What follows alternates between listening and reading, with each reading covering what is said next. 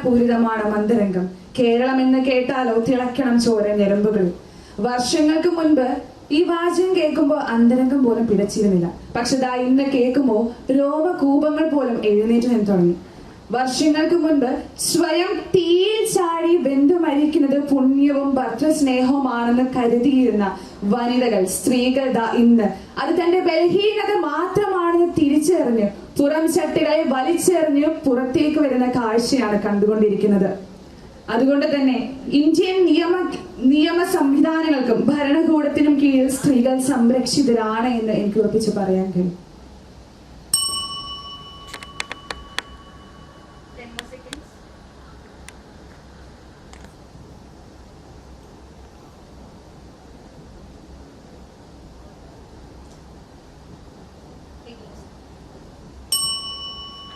ചോര തുടിക്കും ചെറുകൈകളെ പേറുവന്നീ പന്തങ്ങൾ. അതെ, കവി സകല മാനവരോടുമായി ആക്രോശിച്ചത് ഇന്ന് നാം സ്ത്രീകളോട് പറയേണ്ട സമയമായിരിക്കുന്നു. അതെ, എന്റെ ഒപ്പോണന്റായി നിൽക്കുന്ന വ്യക്തി പറയുന്നു സ്ത്രീകൾക്ക് ഇവിടെ സംരക്ഷണമാണ് കിട്ടിയിരിക്കുന്നത് എന്ന്. എന്നാൽ ഞാൻ എന്റെ ആശയം പൂർണ്ണമാകട്ടെ. ഭരണഘടന കൊണ്ടോ നീതി സംഹിത കൊണ്ടോ ഭാരതത്തിൽ ഇന്ന് സ്ത്രീകൾ സംരക്ഷിതര അല്ല. കൂടുതൽ മേഖലകളിലേക്ക് ഞാൻ പോകുന്നില്ല. ഒരു മണിപ്പൂര്, ചില സിസ്റ്റേഴ്സ്, ചില പെൺകുട്ടികൾ, ഇത്രയും പറയുമ്പോൾ തന്നെ നിങ്ങളുടെ മനസ്സിൽ വിങ്ങുന്ന ഒരു ഓർമ്മ വരുന്നുണ്ടെങ്കിൽ അതിന്റെ അർത്ഥം അതെ, നിങ്ങളുടെ മനസ്സിൽ പറയുന്നതിന്റെ കൂട്ട് തന്നെ ഭാരതത്തിലെ സ്ത്രീകൾ ഇവിടെ സുരക്ഷിതരല്ല.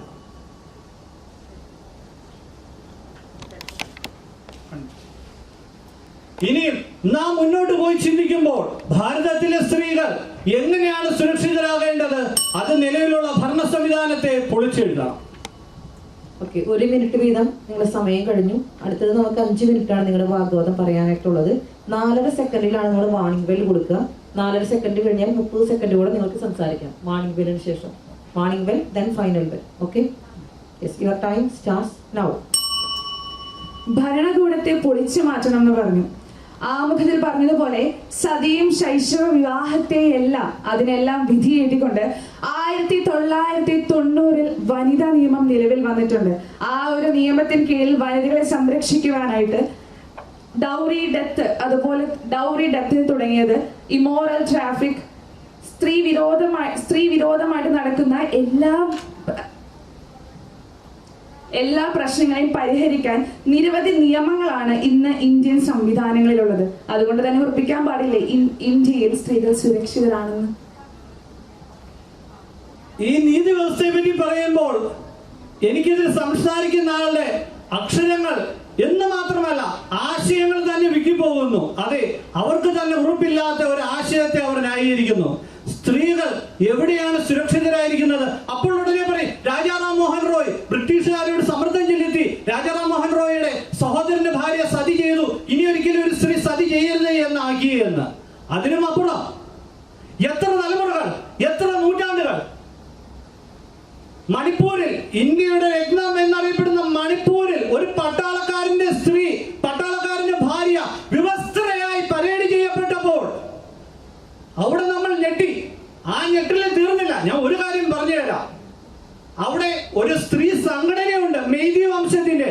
എവരാണ് അവിടുത്തെ പുരുഷന്മാരെ കള്ള്, കഞ്ചാവ് തുടങ്ങിയ എല്ലാവിധ അസന്മാർഗിക മാർഗങ്ങളെയും നിയന്ത്രിക്കുന്നത്, പോലീസിനെ പോലും വരച്ചു വരയിൽ നിർത്തുന്നത്. എന്നാൽ അതേ മെയ്തി സംഘങ്ങൾ പറഞ്ഞു ഈ കുക്കി വനിതയെ പീഡിപ്പിക്കുക. ഇത് മറ്റാരുമല്ല പറഞ്ഞത്, ഈ പീഡനത്തിനിരയായ കുക്കി വനിതകൾ തന്നെയാണ് ഇത് പറഞ്ഞത്. അപ്പോൾ ഞെട്ടുന്നു. എവിടെയാണ് നീതി സംവിധാനം ക്രമമായിരിക്കുന്നത്? എവിടെയാണ് ഭരണഘടന സംവിധാനമായിരിക്കുന്നത്?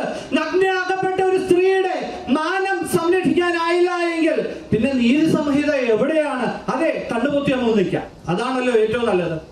തുടർന്നു നീതി സംരക്ഷിക്കേണ്ടത് നമ്മളാണ്. നിയമങ്ങളുണ്ട്. നിയമങ്ങൾ എന്തിനാണ്?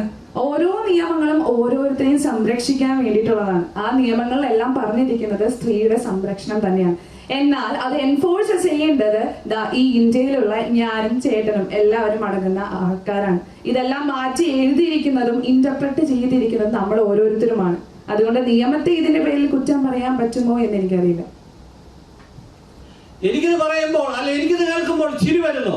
കാരണം ഏതാണ്ട് ഒരു 48 മണിക്കൂറുകൾക്ക് മുമ്പ് ഒരു പണക്കാരനായ ഒരു ബാലൻ പോർഷെ കാർ ഉപയോഗിച്ച് കുറേയേറെ പാവപ്പെട്ടവരെ ഇടിച്ചു തെറിപ്പിച്ച് കൊന്നു കളഞ്ഞു. നിങ്ങളിപ്പോ വിചാരിക്കും യുവനീൽ കോടതി പ്രായപൂർത്തിയാകുന്നത് വരെ ജയിൽ, കഠിനമായ ശിക്ഷ അല്ലേ? എന്നാൽ അങ്ങനെയല്ല. 300 പേജ് എസ്സേ, ഏതാ 300 പേജ് എസ്സേ എടുത്തിട്ട് അപ്പഴേ വീട്ടിൽ പോയി അടുത്ത പോർഷൻ എടുത്ത് അടുത്തത് പൊയ്ക്കോളാം. നിയമസംഹിത, ഏത് നിയമസംഹിത. ഇനി ഇവിടെ നിയമസംഹിത സ്ത്രീ സംരക്ഷിക്കുന്ന നിയമത്തെ പറ്റി പറഞ്ഞല്ലോ. ഒരു പീഡനത്തിന്റെ ഇരയായ ഒരു സ്ത്രീ, ഓക്കെ അങ്ങനെ പറഞ്ഞുകൂടാ, ശരിയാണ്, അതിജീവിത കോടതിയിൽ എത്തുന്നു. എങ്ങനെ ആയിരിക്കും ആ സ്ത്രീയെ കോടതിയുടെ വ്യവഹാരത്തിന് മുന്നിൽ നടത്തുന്നത്? പ്രതിഭാഗം വക്കീൽ, ഒരു വ്യക്തി അയാളെ ശരീരം കൊണ്ട് പീഡിപ്പിച്ചെങ്കിൽ പ്രതിഭാഗം വക്കീൽ ആശയങ്ങൾ കൊണ്ട്, വാക്കുകൾ കൊണ്ട് 1000 വട്ട സ്ത്രീകളെ വലിച്ചു കീറും. അവസാനം മാനഭയം പേടിച്ച് ആ സ്ത്രീ പറയും എനിക്ക് പരാതിയില്ല. അല്ലെങ്കിൽ പാകിസ്ഥാനിലൊക്കെ ഒരു കോടതി പറഞ്ഞതിനുകൊണ്ട് ഞാൻ പീഡകനെ എന്റെ ഭർത്താവായി സ്വീകരിച്ച് എന്റെ ആയകാലം ഞാൻ സന്തോഷത്തോടെ വാഴാം. അങ്ങനെ ആയിരിക്കാം ഇനിയിപ്പോൾ നിയമം ഉദ്ദേശിക്കുന്നത്. അതാണോ എന്ന് വ്യക്തമാകണം. ഇന്ത്യൻ നിയമം തെറ്റ് ചെയ്ത എല്ലാവരെയും വധശിക്ഷയ്ക്ക് കൊടുക്കുക, അല്ലെങ്കിൽ അവരെ പണീഷ് ചെയ്യുക, അല്ലെങ്കിൽ അവരെ കൊല്ലുക എന്നൊരു ലക്ഷ്യം മാത്രമല്ല ഉള്ളത്. തെറ്റ് ചെയ്തു, ആ തെറ്റിൽ നിന്ന് അയാൾക്ക് മാറാൻ ഒരു അവസരം കൊടുക്കുക എന്നതാണ് ഇന്ത്യൻ നിയമം ചെയ്യേണ്ടത്. അല്ല എല്ലാവരെയും പിടിച്ച് വധശിക്ഷയ്ക്ക് കൊടുത്തു കഴിഞ്ഞാൽ എങ്ങനെ ചെയ്യും? തെറ്റ് ചെയ്യാത്തവരായിട്ട് ആരുമില്ല. ഒരു തെറ്റും വലുതാണെന്നോ ചെറുതാണെന്നോ അല്ല ഇതിനർത്ഥം. നിങ്ങൾക്ക് എവർക്കും ഗോവിന്ദസ്വാമി എന്ന് പറഞ്ഞ ഒരു പേരുകാരനെ അറിയാം. ഭാഷ പറഞ്ഞ ഗോവിന്ദസ്വാമി. ആ മഹത് വ്യക്തി പീഡിപ്പിച്ച സ്ത്രീയുടെ പേര് ഞാൻ പറയുന്നില്ല. അയാൾക്ക് മാറ്റം ഉണ്ടാകാൻ ജയിലിലിട്ടു. മാറ്റം ഉണ്ടാക്കിയത് എങ്ങനെയാണെന്ന് പറഞ്ഞുതരാം. ആഴ്ചയിൽ മട്ടൻ ബിരിയാണി, ബാക്കിയുള്ള ദിവസം പോഷകസമൃദ്ധമായ ആഹാരം. മാറ്റം വന്നു. ശരീരത്തിന്റെ ഭാരം 65-ൽ നിന്ന് 100-ലേക്ക് ആയിട്ടുണ്ട്. വേറൊരു മാറ്റവുമില്ല. മാറ്റമില്ല എന്ന് പറയാൻ കാരണം ഇയാളോട് പോലീസ് വിചാരണ സമയത്ത് ചോദിച്ചു, നിങ്ങൾ എന്തിനാണ് ആ പെൺകുട്ടിയെ പീഡിപ്പിച്ചത്?